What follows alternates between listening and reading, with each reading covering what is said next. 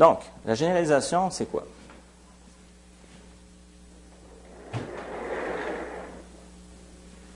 Qu'est-ce que c'est? Est-ce qu'on arrive à voir c'est quoi? Bon, alors.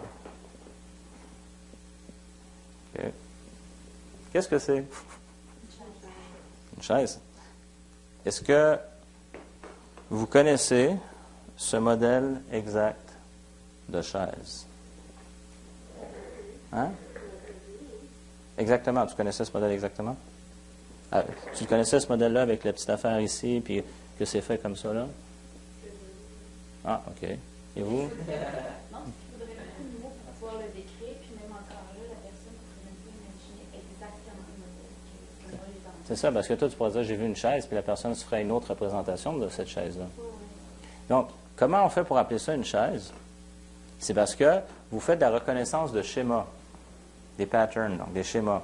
Donc, vous savez, qu'est-ce qui nous permet de dire que c'est une chaise? Un dossier, le siège.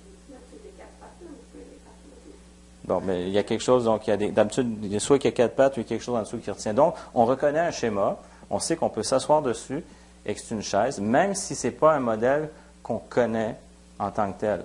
Donc, il y a une reconnaissance. Donc, on généralise. Donc, ça accélère l'apprentissage. Parce que s'il fallait qu'on dise non, ce modèle-là, je ne l'ai jamais vu, non, je ne peux pas dire que c'est une chaise. Ça deviendrait compliqué. Il faudrait qu'on voit tous les modèles dans le monde. Puis là, ça deviendrait compliqué. Donc, on a un processus de généralisation qui nous permet d'accélérer et de faciliter l'apprentissage. Un autre exemple que j'aime bien, c'est quand on est jeune,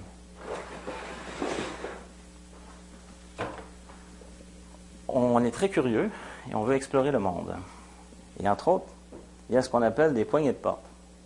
Alors ça on découvre que si on la bouge, si on la tourne, ça ouvre. Il y en a d'autres qui sont rondes, comme ça. Il y en a d'autres qu'on pèse comme ça. Mais le principe est là. On sait que si on bouge la poignée d'une manière ou d'une autre, on va pouvoir ouvrir la porte. Ça vous est déjà arrivé dans votre vie de découvrir ça? Bon. Alors, ça veut dire, avec notre expérience de vie, il arrive un jour où on est devant une poignée de porte qu'on n'a jamais vue. On dit, je reconnais le schéma d'une porte. Ça, j'en déduis que c'est une poignée et que si je la bouge d'une manière ou d'une autre, je vais être capable de l'ouvrir. Donc ça, c'est très jeune quand on explore le monde. Puis, à l'âge adulte, on se retrouve devant différentes situations.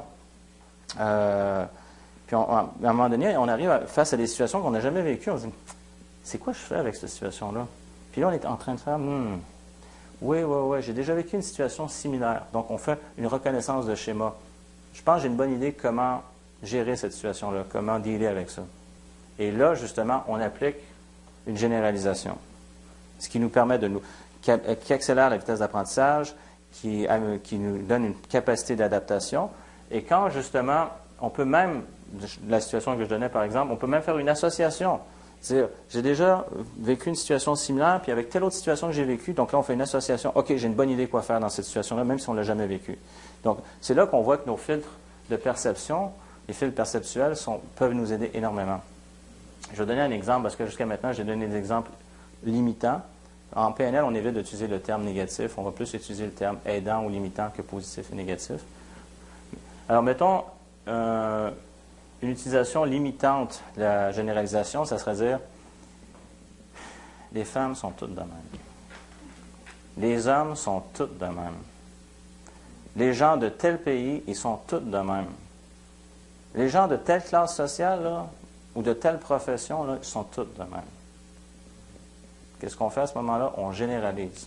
On vient de se couper de la réalité. Parce que est-ce que c'est vrai de dire que les femmes sont toutes d'une manière, ou que les hommes sont tous d'une manière, ou que les gens d'un pays, ou d'une profession, ou d'une classe sociale sont tous pareils?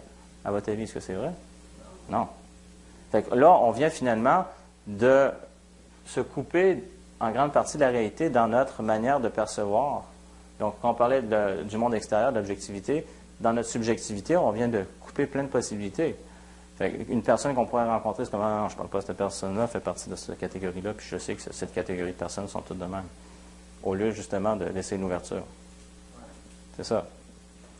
Donc, là, ce qu'on vient de voir, c'est vraiment les fondements des filtres de perception sur lesquels, justement, en PNL, après, on apprend à utiliser différents systèmes de questionnement pour défaire, par exemple, des sélections qui sont trop limitatives, de défaire des distorsions ou associations qui sont trop limitatives ou des généralisations qui sont trop limitatives pour se rapprocher le plus possible de la réalité. Et même, on peut en créer qui sont, on pourrait dire, encore plus aidantes. Alors, tout ça, ça repose sur quoi? Tous ces faits de perception-là reposent sur différents systèmes. Alors, ça repose sur nos expériences de vie. Et comme on sait, on peut prendre des gens de la même famille qui ont vécu les mêmes expériences ou des amis, mais ils ne vont pas s'en rappeler de la même manière. Mais on l'a encodé d'une certaine manière. Donc, on a des expériences de vie. On a nos expériences. Qu'est-ce qu'on a d'autre? On a également des systèmes de croyances. Comme je disais tout à l'heure, les croyances, ce n'est pas nécessairement les croyances religieuses, c'est beaucoup plus large. C'est savoir, est-ce que ça c'est possible, est-ce que c'est pas possible, est-ce que je suis capable de faire ça, est-ce que je ne suis pas capable. On va dans ce sens-là. C'est également tous nos systèmes de valeurs. Donc souvent les valeurs, je pourrais dire, posez-vous la question, qu'est-ce qui est important pour moi? Dès que vous vous posez cette question, c'est quoi qui est important pour moi dans la vie? Et dès que les réponses qui vous viennent, ce sont vos valeurs. Et ce n'est pas les mêmes réponses qui vont venir pour chaque personne. Donc déjà là, vous voyez, par rapport aux réponses qui vous viennent, chaque personne, c'est différent. Et c'est sûr que donc, sa perception va changer. Je prends un exemple de sélection. Quand, je ne sais pas si vous avez déjà remarqué, il arrive, mettons, un accident ou un événement quelconque, ou même un voyage, où plusieurs personnes ont participé à une activité, un party, mettons. Vous demandez aux gens de vous raconter ce qui s'est passé, vous allez avoir des versions différentes, parce que les gens, selon ce qui est important pour eux, vont avoir focusé sur une chose plus qu'une autre. Donc, mettons, je prends un exemple, plusieurs personnes ont été en voyage, mais il y en a que pour eux, c'est plus important les lieux, les choses qu'ils ont vues. Là, ils vont dire, ah, j'ai vu des super belles plages, puis il y avait des châteaux, puis il y avait ci. D'autres personnes, ah, l'autre personne qui était avec, ah, là, les gens étaient super gentils, c'était des gens vraiment chaleureux, tout ça. Déjà là, selon les valeurs, ça va le focus, le centre d'attention va être à un endroit différent, donc la sélection va se faire différemment. Donc, il y a beaucoup d'éléments, donc les expériences, les croyances, les valeurs, on pourrait dire même le langage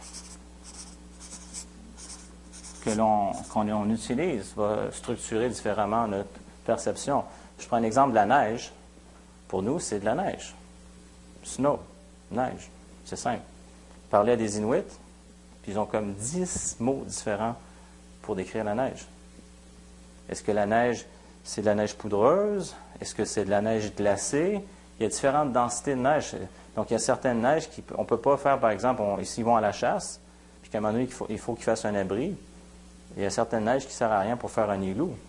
Donc, s'ils veulent faire un abri. Fait que, eux, dans leur monde, ça prenait des mots spécifiques pour définir la neige de manière vraiment utilitaire. Donc, juste dans la structure, le langage en lui-même va définir la réalité différemment. Donc, souvent, on va voir des gens qui parlent une langue, ont une tendance... Bon, il y a le côté culturel, mais juste dans la langue, ça va permettre de structurer notre pensée d'une certaine manière. Donc là, j'en arrive aussi, donc, notre culture,